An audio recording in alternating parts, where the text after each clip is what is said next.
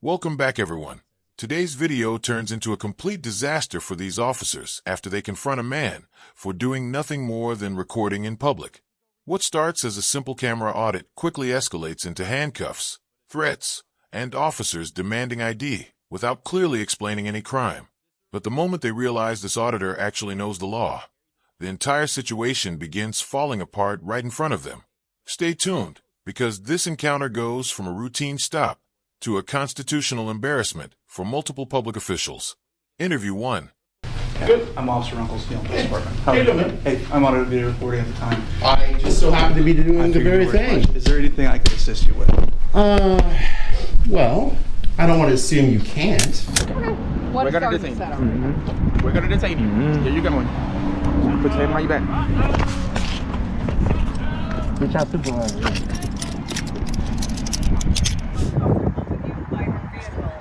Make sure you don't delete that. What are you doing next to my vehicle? Make sure you don't delete that. My window? How do I know that's your window? Why are you looking inside my car?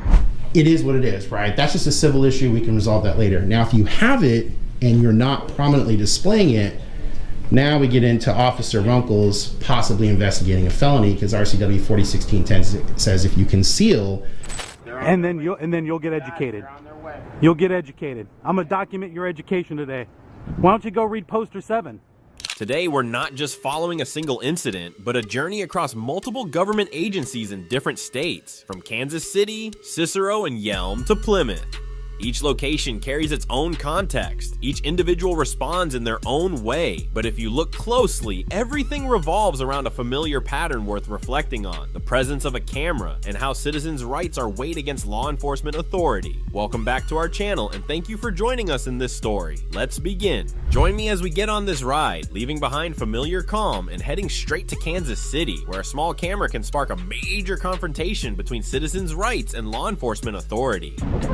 What We're gonna detain you. We're gonna detain you. Here you going. Put your hand on your back. The video opens immediately with police contact and tension. Officers approach the cameraman while he records publicly, asking for identification and questioning his presence near a bank and ATM. The narration then frames the broader issue of First Amendment rights versus police authority, creating a strong setup for the entire video. The segment becomes even more gripping when officers announce they are going to detain him, instantly raising suspense and making this the perfect intro clip to hook viewers into the confrontation that follows. Interview 2. good job, supervisor. Everyone filming near a bank or ATM does not automatically mean ATM surveillance or any criminal intent. Yet here, that interpretation is used as the basis for an arrest, making the situation appear more suspicious than justified. Was this simply a way to legitimize a decision that had already been made beforehand? Look, y'all, he's educating the police. Look, I love my elders, man. Look at him. Hey, I was wondering, will you tell me your YouTube channel? He understands. Hey, way to protect the First Amendment, buddy. How you doing, sir? An awesome job. Sir? Sir? Come on. Sir? Sir, I need your name and your date of birth.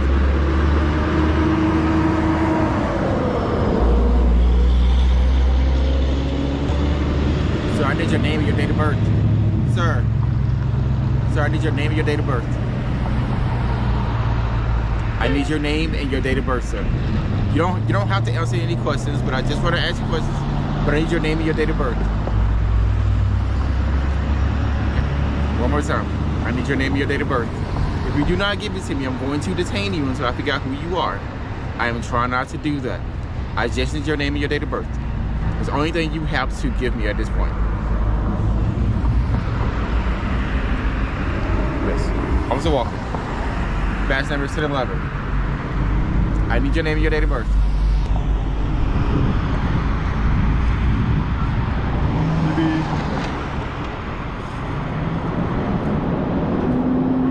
What's going to happen is, I'm going to ask you for your name and your date of birth one more time, and I'm going to detain you until I know who you are, right?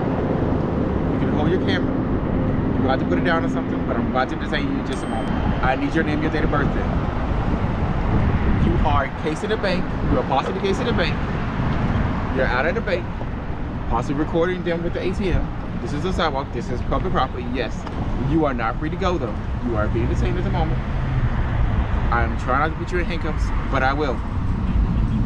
Give me your name, your date of birth. I'm about to. 2.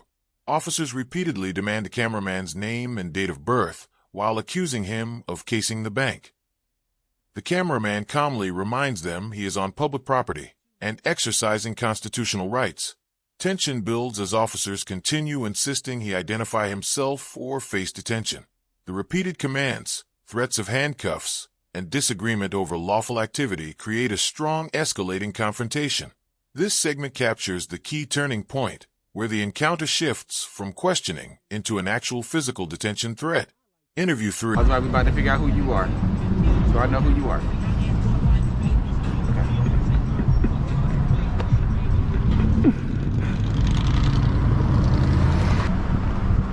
So, got nothing from him.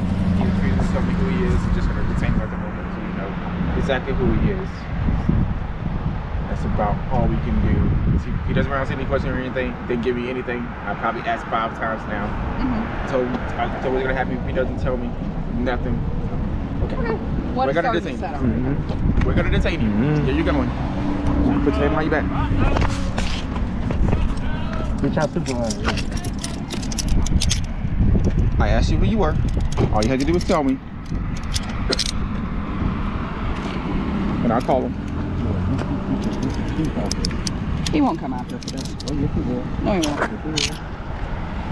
So you can hold your camera or we can put it down. It's up to you. Okay. Well, you seem to be down here. Y'all supposed to be in 1983. I'm gonna pat him next. He doesn't have anything. I don't agree, no search for treason. I'm not asking. You're being detained, so I'm gonna just make sure you don't have any weapons on you. No crime. If you have the chief to hear, you being your fucking trouble, man. So, chief here, man. one more time. Can you tell us who you are?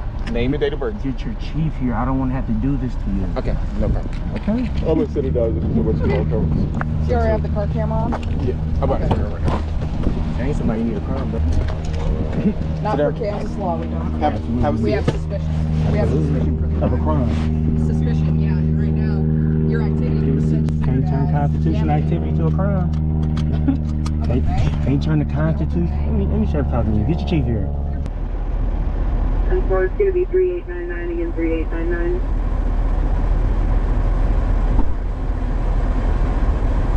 This gonna hurt me way more than it hurt you, man.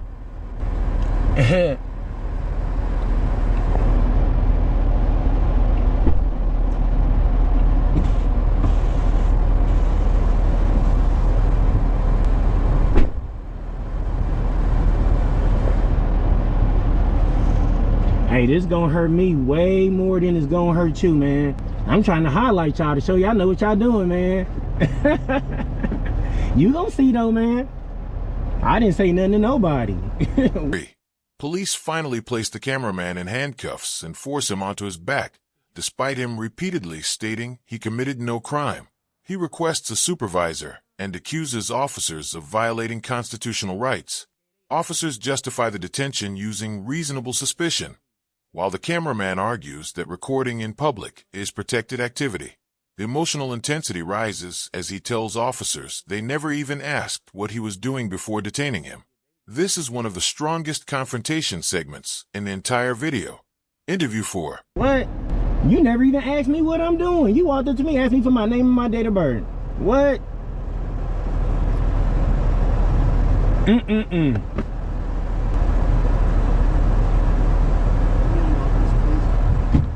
How you doing, sir? Can I get your name? Milton with the police department. Can I get your badge number, please? Number 975. Hey, listen, sir, we're gonna keep this just real short and sweet. I've never been on their property. I'm out here conducting constitutional protected activity. They trying to turn that into a crime. Sure, okay. All I ever did was get on the sidewalk. I understand. The reason we came out here is because they were concerned because they said you were filming close to the ATM. I understand. Their concern is that with the ATM open, the transaction codes are visible that can be inputted into other ATMs. They were concerned about possible robbery, casing for robbery activity. They were concerned about possible theft of information. They don't know what's going on. And not, I mean to cut you off, but let me just add something on yes. there. So if that's what they're nervous about, they should put a box around it. No, because I understand. They have to create their own privacy. Go ahead. Can I finish Go with ahead. you? Okay. So that said, they called us out here because they were apprehensive to make contact with you because they don't know what's going on. So we make contact with you. It sounds like from what you're telling me, from what they're telling me, it doesn't sound like you committed a crime. We detained you while we were going and figuring that out, okay? So that said, I don't have any more reason to hold you. So I'm gonna have you stand up and we're gonna let you out of handcuffs and let you continue on, okay? That said, Armed Forces Bank does not want you on the property anymore. I never been on their property, man. Never. Okay, so they're saying that you were. They are. I got a know. camera, man. That's I'm a false warning police you report. that you can't come back to Armed Forces Bank. I'm never on their So you can think about it whatever you want. Never been on their property. I'm telling you, you can't come back to Armed Forces Bank. That's fine. I never been on their property. Can you stand up, okay? Yeah. It's gonna hurt me. When it's gonna hurt you. I hope you actually learn valuable lessons. This is what I teach, and y'all put these on me kind of tough. And I was really kind of concerned why y'all had to detain me. I waited on y'all to get here. I wasn't running. I don't have any more business for you, so you're free to go. And you have a nice day, okay? Ooh, ooh, ooh. Say, honey, I'm a superstar today. Look at that, y'all. Ooh. Dumbasses. Boy, you gonna put that on my wrist that hard like that? Cause you confused. You ignorant. Look at them. They giving reports. They didn't give their IDs to the police officers. You don't have to give your IDs. They didn't give their IDs. They didn't ran their names and everything. It would have been funny if one of them had a warrant and they called the cops on me and then they go to jail. Ooh, ooh, ooh. And this is my first stop in a city, y'all. They about to get, yeah.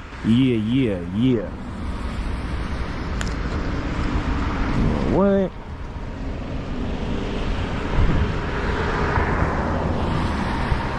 Hey, last thing, hey, the female officer, I need y'all business cards, please. Please and thank you. I need her business card. Can I get hers as well, please? Or can she write it down? No, can she write it down? What's she gonna write down? Her badge number and her I already gave it to you. I didn't get, no, she didn't. She was very rude, man. I'll write it down. And she give women officers, women in authority position. That's a bad look, man. I'm trying to highlight y'all, man. You go see the video though. I was trying to highlight. I'm like, look, they gathering all the information and then they flipped on me though. But that's cool. I appreciate you. Have a good day, sir. Yes, sir. A supervisor arrives and explains the bank believed the cameraman might be recording ATM information for criminal purposes. The cameraman counters by arguing the bank created its own privacy issue. After discussion, the supervisor admits no crime appears to have occurred and orders the handcuffs removed. The cameraman criticizes the officers for rough treatment and ignorance of constitutional rights while requesting badge information for complaints. This section works perfectly as the resolution of the first major police encounter. Interview 5. As you've clearly seen, he walks away, not in silence, but with determination to turn this incident into a formal complaint, where every action will ultimately have to be answered with accountability. The next location takes us to a housing authority office in Cicero, Illinois, where a man named James arrives with a camera in hand, not only to record, but to challenge how citizens' rights are respected in practice, and how public servants demonstrate professionalism. Make sure you don't delete that. My vehicle. Make sure you don't delete that. How do I know that's your window? Why are you looking inside my car? He's not here just to talk about the First Amendment, but also to test transparency and staff professionalism. A familiar script to the point where he no longer feels the need for lengthy explanations. Just a short phrase, recording in a public place, delivered as a statement strong enough to assert his rights.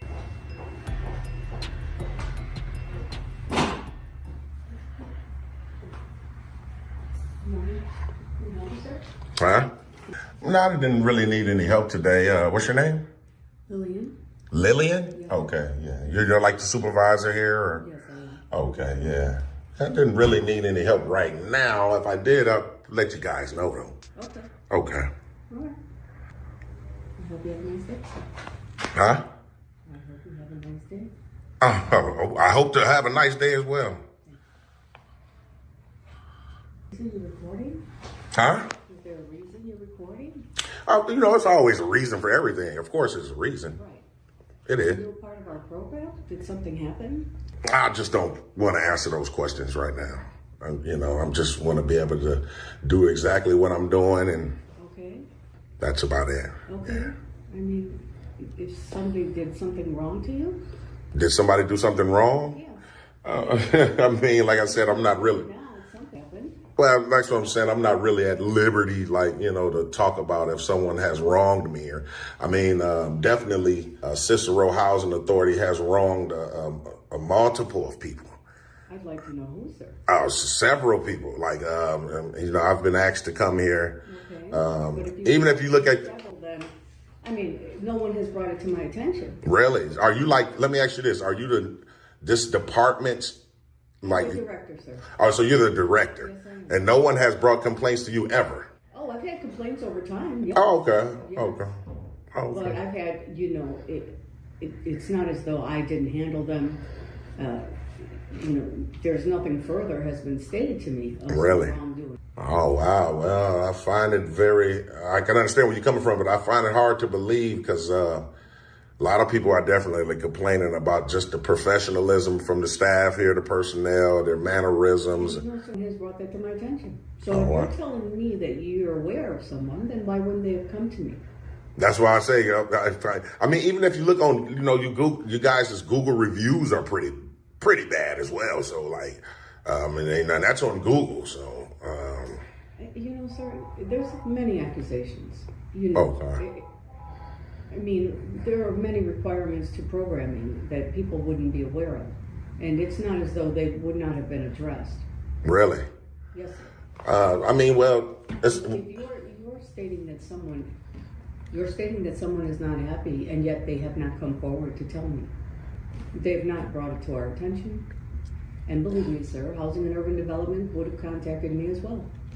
Are you talking about HUD, right? Yes. HUD. Yeah, all of these, so I don't mind, I do not mind. If somebody wishes to tell me what happened, I'll address it. Okay. Well. I have no problem with that, sir. It's just if it's not brought to my attention, how can I correct it? Right. Well, who's in charge of monitoring you guys' the reviews? Do you look at them? Sir, I don't look at them. Oh, okay. But is there someone else that does? The staff and I work very hard to serve the community.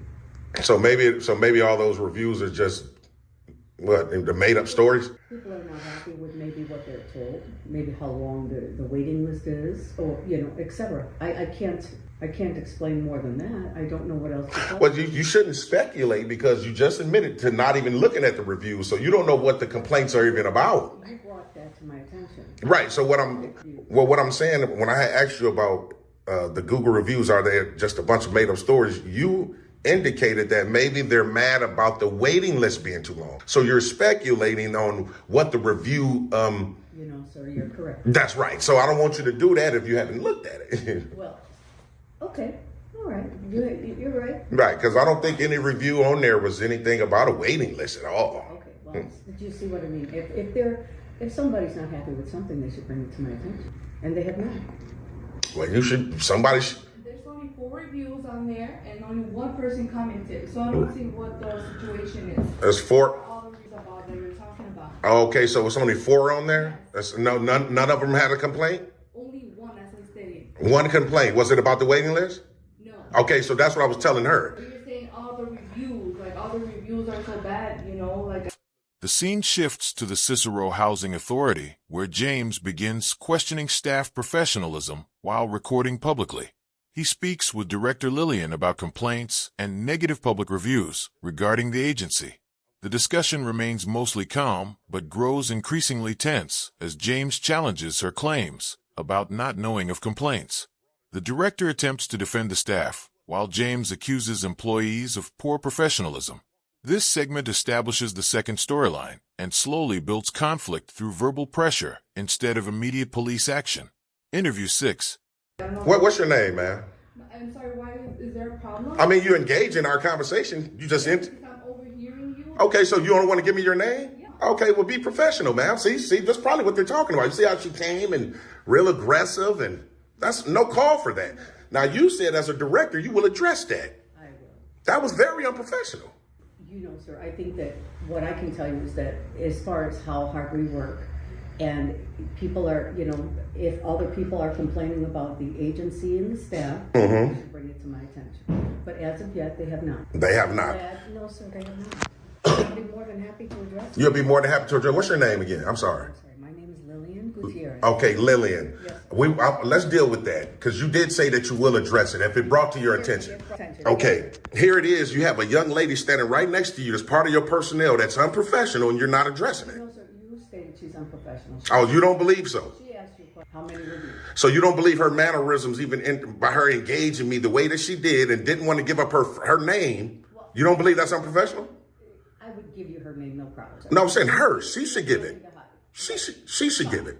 You know, sir, So it's employment. It's employment privilege. Then that's what we're going off of. There's not privilege. Well, obviously so, because you're trying to protect her. You just said that you would address something. Work very hard. So I'm not going to allow anyone to be, you know, rude to her either. So, but you're gonna let her be rude to the public? To the public, sir.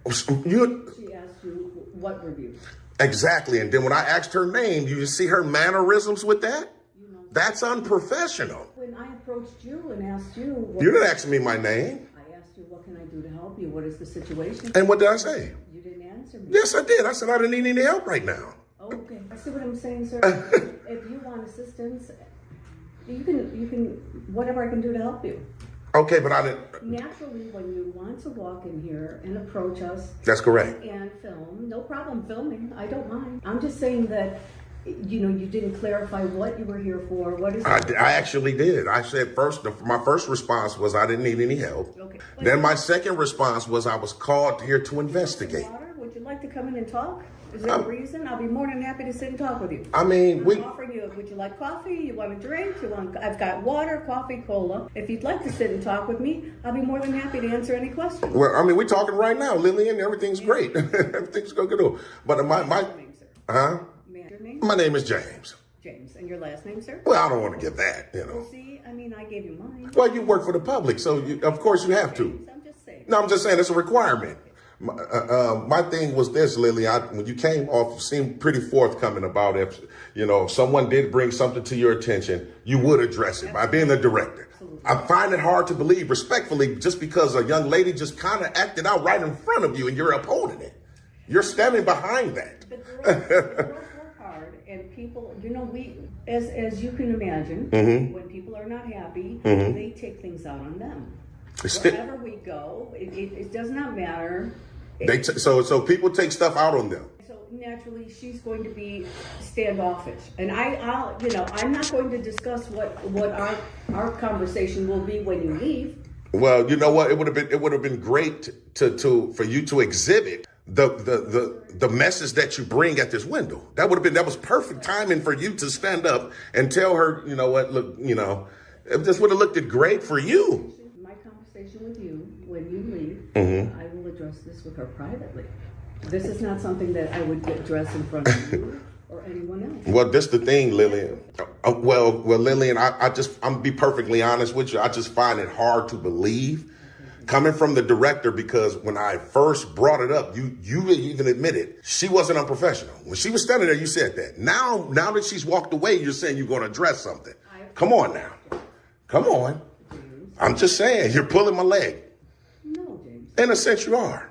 But I mean, well, you're not, because I'm not allowing you to. So obviously, I can't make you happy. No matter what I say. Make me happy? Yes. It's not about making me happy here. It's about doing the right thing, Lillian. I did the right thing, sir. Really? You did absolutely nothing, though, but uphold what she did.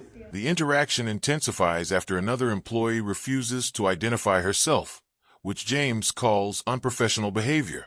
He pressures Director Lillian to publicly address the employee's conduct, but she insists any internal discipline would happen privately.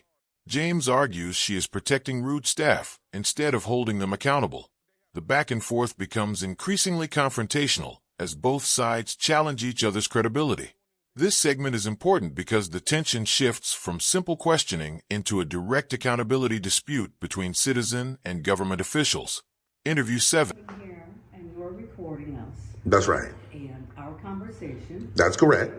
When you leave, the way I address another situation is within. It would be private, sir. I would much prefer to address every situation privately. Really? Yes. Okay, well then you know what? This is what we'll do. For her being unprofessional, let me get a complaint form. Then we'll make it official that way. All right. We'll make it official. To be honest with you, I don't have any prepared. But if you'd like, I'll be happy to give you the email, and you're more than happy to email me. Well, I can wait around until you prep for one. That's okay. Actually, James, I won't do that. Why not? So you're not willing to give me a complaint form? Most people put their complaints in writing upon themselves. There's no specific complaint form. Oh, so you don't have them. I thought you had some, you just didn't have one prepped. No, sir. Okay, well then I'll write it on a blank sheet of paper. That should suffice. Yeah, so Lillian here, this is the director of the Cicero Housing Authority.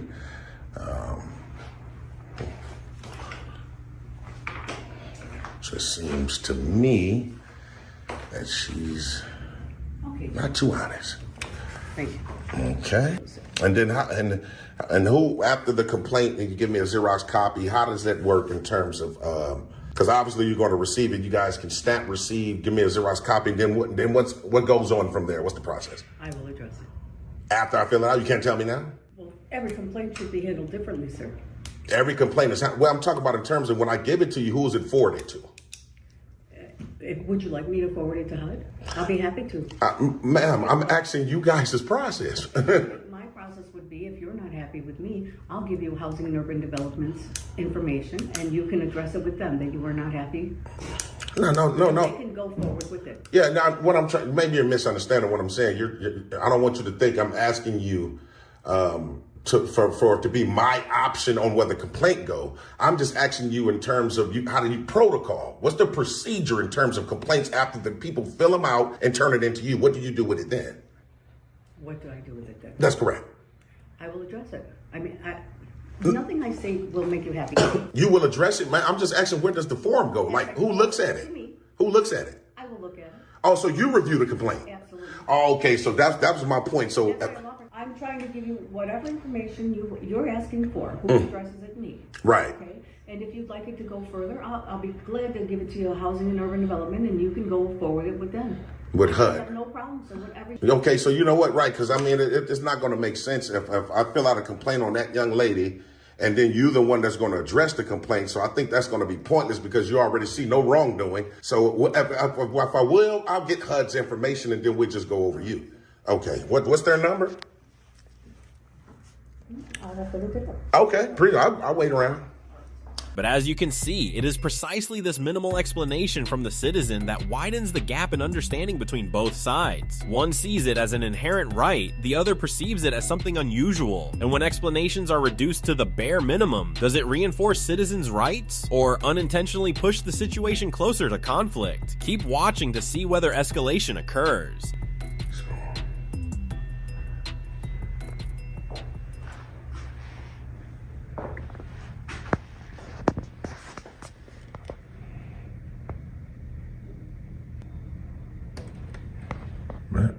But it is what it is, TTA family. Y'all stay tuned. Yes.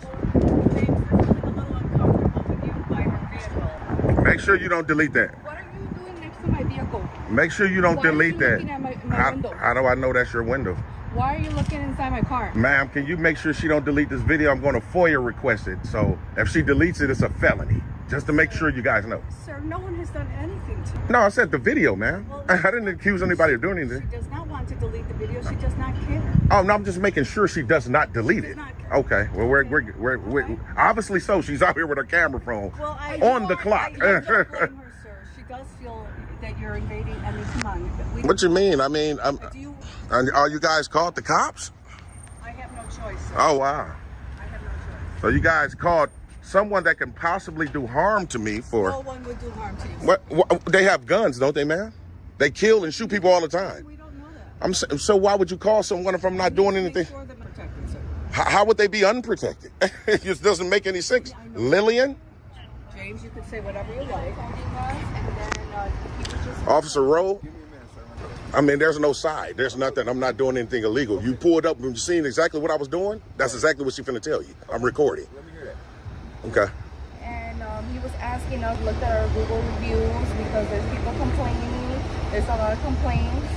And I went up to him and I told him there's only 4 reviews on there. Only 1 was a comment. What is the situation? What is the problem? And he was just going off. So he's like, that's a lie. I wasn't going off. I'm just saying, this is her director here. She's lying, sir.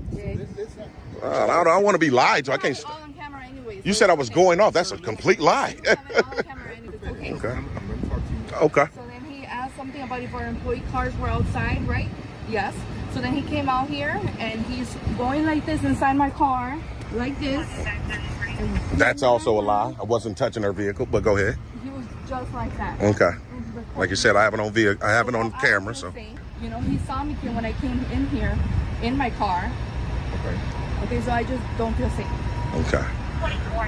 Now is it my turn? This is her boss. Well, that's what she said exactly. I did tell him about the Google reviews. I said it was a couple of complaints. That's why I was called out here to investigate. Okay, she did come and say that it was one comment, like she just told you. However, it had nothing to do with the waiting list, which the supervisor indicated. She was speculating. Bypass all that. My whole thing for being here today is to exercise my First Amendment right to record in public. She was kind of nasty from the beginning. She came up all aggressive. We tried to address it with the director. She wasn't interested. However, when I did leave out here, I am going to document every car in the parking lot because, again, I have a right to do it. She came out. She's filming me with her personal phone. So now I got to go in and file a FOIA request for that video. So I still have official business here. That's the problem. Is this your supervisor that's pulling up? No. Oh, okay. Just a regular patrol. What's your name and badge number, officer? Road 217. 217. Appreciate that. And you, officer, what's your name and badge number? Appreciate that. So they called you out here for a waste of resources. Obviously, I'm going to go over there and get the 911 call because the stuff that she's conveying to you are just straight up lies. Especially be talking about touching her car. I just went off. You know, that sounds like I'm being combative.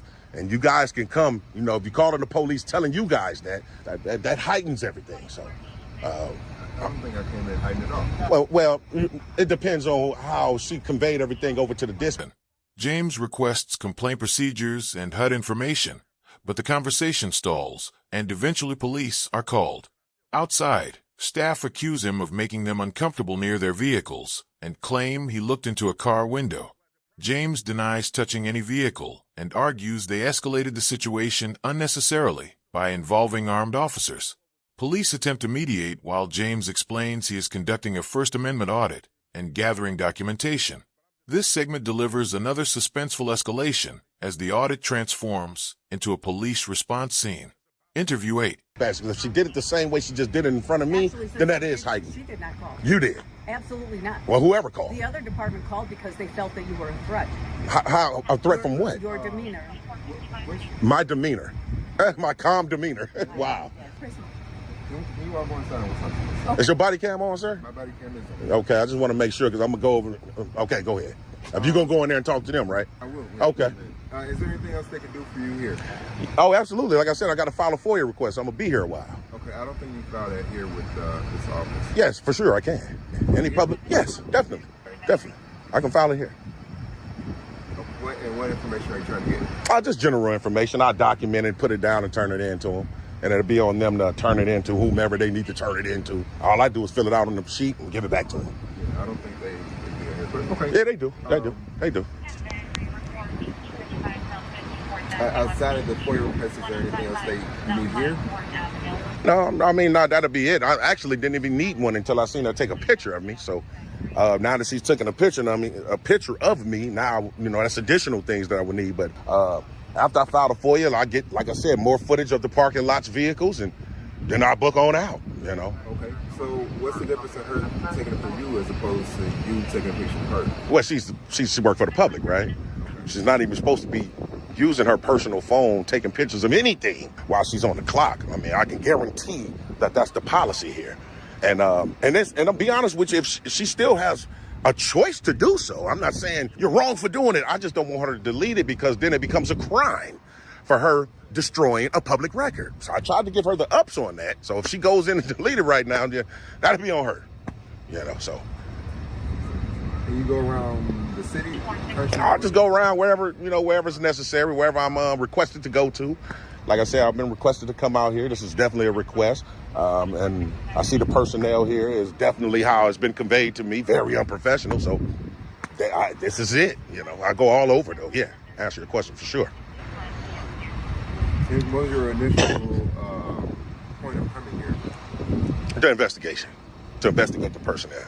To investigate the personnel? That's correct. Just to see if everything was going to be, if the personnel was going to be forthcoming and professional and stuff like that. And they have not been. So, you know, that was it. And then I left. Like I said, I started coming to document the vehicles. Went to this one first. You know, I'm just walking around like I do anywhere else. So. I'm sure you can imagine how uncomfortable it might be for somebody to record the inside of your car. I don't. You know what?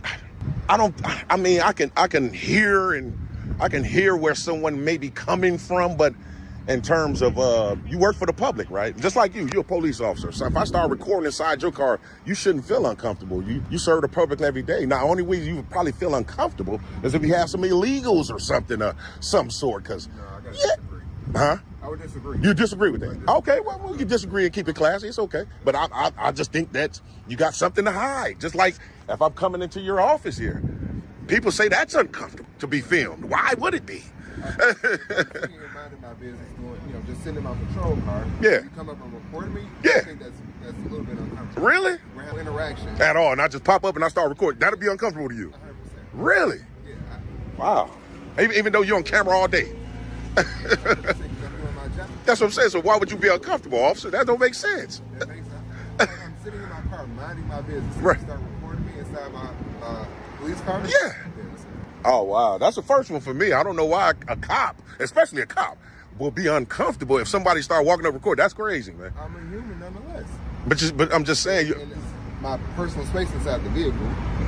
Well. Right? Not necessarily. It's a public's vehicle, first of all. I'm not saying my personal space. Oh, okay. Well, okay. My personal space inside the vehicle. Okay. And I'm minding my business. I'm not assigned to call. Right. And I'm just sitting inside my car. You start to report me. That's 100%. You'll be extremely uncomfortable right then and there. Oh wow, I wouldn't be. I definitely wouldn't be. I'll be back in shortly. Okay.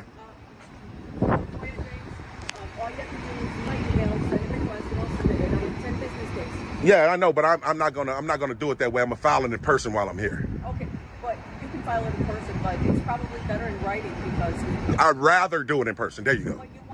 What you mean? Proof of what? You want proof that you want proof that you've requested it because I'm going to get proof. I'm gonna have proof because you're gonna Xerox copy it to me. I'm not gonna. Okay, well it'll be on camera that I still filed one. That is proof. This video will never lie. I want to make sure that if you do it the proper way so that I can copy the attorney. Well, the proper way is for me to do it in person. All right, James. However you wish. Okay. Okay. Have a good day. Yeah, you too. Well, I'll be in shortly though. But yeah, officer. So what was what? Alright, if that's what you're gonna do, then go ahead and head in, do your FOIA. I'm definitely going to. Okay. But I'm just saying, so you don't want to talk to me about what the conversation you guys just had, sidebar? Conversation between me and her, But it's about me, sir. Now you're not being forthcoming. Right. Now you're not even being forthcoming. Well, it don't matter. Wait. Well, obviously. If I'm not investigating you, then why do I have to tell you the conversation? Because the conversation is about me. If I had a conversation about her, you'll go tell her. Oh man, he a tyrant, man. James, he a tyrant, man. Scram, man. You can. Hey, Officer Rowe, what? James, come on now. But come on now, what? Come on now, what? I'm being respectful as well. Okay, well, you see how you're speaking to him? That's right, because I can. James, you know my girls got out of that vehicle. How do I know that for sure? And how do you know I know that for sure? Okay, how's this? More speculation. Exactly. James, no problem. I'm not here to fight with Lillian. you. Yes. I'm respectfully, get back to work. Just go back to work. You know what, Exit James? stage left and go back to work. I will. Okay. That a girl. All right. That a girl. But I would appreciate it if if you're done here. I'm not done. Okay, well, I'm not you're done. going to come back in and That's request, correct. right? That's correct. Okay. If you'd like to follow me, we'll go. I don't have to follow you right now. I'm still talking to these officers. Well, this officer, because this one is a tyrant. No, when we're done, we don't. Okay, well then, we'll catch up with your crowd then. If you're done, you should catch up with your crowd. Have a good day. We are. When? The final section focuses on a philosophical argument between James and responding officers about privacy and public accountability. Officers explain why employees might feel uncomfortable being filmed inside vehicles, while James insists public workers should expect scrutiny. The discussion becomes tense yet controlled as James accuses officials of hiding information and avoiding transparency. Staff attempt to end the interaction, but James continues challenging their professionalism and procedures. This ending segment closes the video with unresolved tension and strong debate over constitutional rights versus personal comfort.